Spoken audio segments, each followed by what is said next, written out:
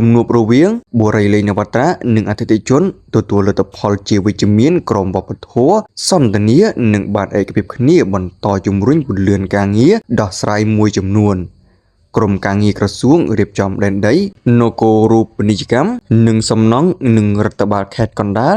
បានបន្តដឹកនាំកិច្ចប្រជុំសម្រុះសម្រួលនិងដោះស្រាយករណីទិញឬលក់ផ្ទះដីឡូគម្រោងបុរីលេងនវត្រានិងអតិថិជនដោយបានធ្វើការបន្តពិនិត្យលើសំណើសំណូមពររបស់តំណាងអតិថិជនគម្រោង 6A និងជ្រែ100កាលពីថ្ងៃទី14 ខែវិច្ឆិកាឆ្នាំ2025បើតាមក្រសួងរៀបចំដែនដីបានបញ្ជាក់ថាជាលទ្ធផលកិច្ចប្រជុំបានប្រកាន់យកវប្បធម៌សន្តានានិងបានពិគ្រោះគ្នាប្រកបដោយស្មារតីយោគយល់ហើយបានឯកភាពគ្នាក្នុងការបន្តជំរុញការងារដោះស្រាយពន្លឿនការងារសាងសង់ផ្ទះការចាក់បំពេញដីឡូនិងហេដ្ឋារចនាសម្ព័ន្ធទ្រទ្រង់ចាំបាច់និងអាទិភាពរបស់គម្រោង